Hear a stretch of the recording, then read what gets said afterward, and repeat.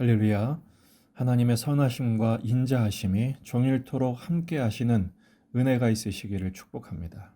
오늘 말씀은 사무엘상 2장 11절에서 17절입니다. 엘가나는 라마의 자기 집으로 돌아가고 그 아이는 제사장 엘리 앞에서 여호와를 섬기니라. 엘리의 아들들은 행실이 나빠 여호와를 알지 못하더라. 그 제사장들이 백성에게 행하는 관습은 이러하니 곧 어떤 사람이 제사를 드리고 그 고기를 삶을 때 제사장의 사환이 손에 3살 갈고리를 가지고 와서 그것으로 냄비에나 솥에나 큰 솥에나 가마에 찔러 넣어 갈고리에 걸려 나오는 것은 제사장이 자기 것으로 가지되 실로에서 그곳에 온 모든 이스라엘 사람에게 이같이 할 뿐 아니라 기름을 태우기도 전에도 제사장의 사환이 와서 제사 드리는 사람에게 이르기를 제사장에게 구워 드릴 고기를 내라. 그가 내게 삶은 고기를 원하지 아니하고 날 것을 원하신다 하다가 그 사람이 이르기를 반드시 먼저 기름을 태운 후에 내 마음에 원하는 대로 가지라 하면 그가 말하기를 아니라 지금 내게 내라. 그렇지 아니하면 내가 억지로 빼앗으리라 하였으니 이 소년들의 죄가 여호와 앞에 심히 크면 그들이 여호와의 제사를 멸시함이었더라. 아멘. 본문에 계시된 주님은 어떤 분이신가? 참된 예배자를 기대하시는 분이십니다. 오늘 말씀은 엘리의 두 아들들 홈니와 비느하스의 악행이 소개되어 있습니다. 반면에 11절에 그 아이 사무엘, 갓 젖된 아기 사무엘은 여호와를 섬긴다, 예배한다라고 대조하고 있지요. 엘리의 두 아들들의 불량한 행동들은 이것입니다. 제사장의 사원을 시켜서 새 갈고리로 찔러가지고 고기를 삶는 솥에서 가져가는 것이죠. 또 한편으로는 기름을 태우기 전에 또 날 것을 요구했습니다. 제사를 드리는 사람이 기름을 먼저 태워 드린 후에 가져가라.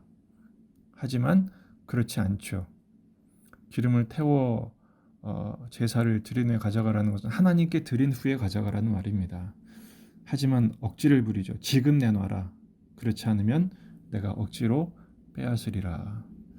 이런 엘리의 두 아들들의 행동에 대한 하나님의 평가는 17절입니다. 이 소년들의 죄가 여호와 앞에 심히 컸다 그랬습니다. 왜냐하면 여호와의 제사를 멸시했기 때문이란 것이죠. 이 말씀에 대해 29절에서는 하나님께서 내 재물, 내 예물을 그들이 밟았다라고 간주하십니다.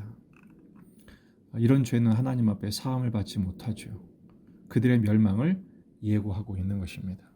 민수기 14장 23절 내가 그들의 조상들에게 맹세한 땅을 결단코 보지 못할 것이요 또 나를 멸시하는 사람은 한 사람도 그것을 보지 못하리라. 하나님 약속하신 땅, 하나님을 멸시하는 사람 한 사람도 보지 못한다고 경고하신 바 있습니다. 어떻게 엘리의 두 아들, 이들은 제사장인데도 이렇게 불량한 행동으로 하나님이 싫어하시는 하나님 앞에 큰 죄를 짓는 존재가 되었을까요? 그들은 하나님께 제사를 드리는 제사장이었지만 하나님에 대해 알지 못했기 때문입니다. 여기서 안다는 것은 지식적인, 제의적인 그런 알미 아니라 하나님과의 인격적인 관계를 의미합니다. 이 하나님을 제대로 알지 못한 사람이 성경에 대표적으로 둘이 나오는데요. 하나는 바로 애굽의 바로입니다. 출애굽기 5장 2절을 보면 나는 여호와를 알지 못하니 이스라엘을 보내지 아니하리라 이렇게 얘기한 바 있고요. 또 하나는 바로 사사 시대의 다음 세대입니다. 사사기 2장 10절 그 세대의 사람도 다 그 조상들에게로 돌아갔고 그 후에 일어난 다른 세대는 여호와를 알지 못하며 그랬어요. 다음 세대가 되어야 하는데 다른 세대가 되어버렸죠. 왜 그렇죠? 이스라엘은 후손들에게 하나님을 알리는 일에 실패했기 때문입니다. 그들은 여호와를 알지 못하여 여호와께서 이스라엘을 위하여 행하신 일도 알지 못했습니다. 그들은 머리로는 알았습니다. 글로는 알았습니다. 제사도 드렸습니다. 하지만 그 하나님의 사랑, 그 하나님과의 언약을 몸으로 체험하고 인격적으로 신뢰하는 일에는 실패한 것이죠.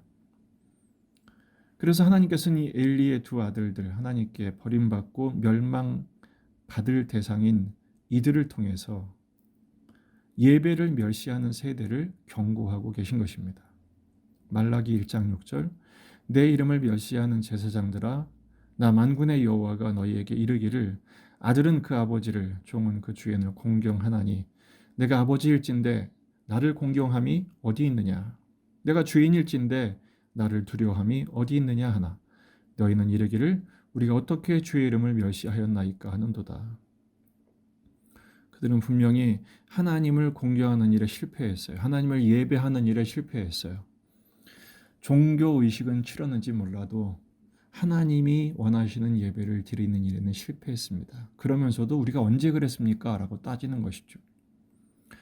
우리도 주일마다 예배를 드립니다. 하지만 정말 하나님이 기뻐하시는, 기대하시는 예배를 드리고 있는지 한번 반문해 보아야 합니다. 히브리서 10장 29절 하물며 하나님의 아들을 짓밟고 자기를 거룩하게 한 언약의 피를 부정한 것으로 여기고 은혜의 성령을 욕되게 하는 자가 당연히 받을 형벌은 얼마나 더 무겁겠느냐 너희는 생각하라. 지난주 드렸던 우리 예배가 정말 하나님 받으십니까 예배인가? 오늘 이 아침 하나님 앞에 엎드려 경배하는 것이 하나님께서 정말 기뻐하시는 예배인가? 항상 점검하고 생각해 보아야 합니다. 예배를 멸시한 사람들, 언약의 피를 부정하게 한 것이요 하나님의 아들을 짓밟는 일이라고 말씀하시지 않습니까? 성령을 욕되게 하는 것, 성령을 거스리는 죄는 사함을 받지 못합니다. 오늘 말씀의 결론은, 교훈은 참 예배자로 거듭나는 것입니다. 엘리의 두 아들과 대조되어 11절에 그 아이는 갓 젖된 아기 이 사무엘은 여호와를 섬기니라 경배하니라 서비스했다는 말이죠. 예배했다는 것입니다. 요한복음 4장 23절 24절 아버지께 참되게 예배하는 자들은 영과 진리로 예배할 때가 오나니 곧 이때라. 아버지께서는 자기에게 이렇게 예배하는 자들을 찾으시느니라. 하나님은 영이시니 예배하는 자가 영과 진리로 예배할지니라. 성령을 따라 진리이신 예수 그리스도를 통하여 하나님을 만나는 것, 내가 곧 길이요 진리요 생명이다. 나로 말미암지 않고는 아버지께로 올 자가 없다 말씀하셨습니다.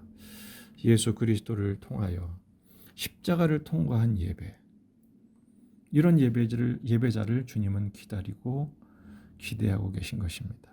지금 코로나 상황으로 인해서 우리의 일상을 거두셨습니다. 우린 불안하기 때문에 격리하죠. 불편합니다. 방역을 해야 되기 때문이죠. 하지만 이런 제한된 형편에서도 주님은 우리를 찾으십니다. 참으로 예배하는 자를 찾으십니다.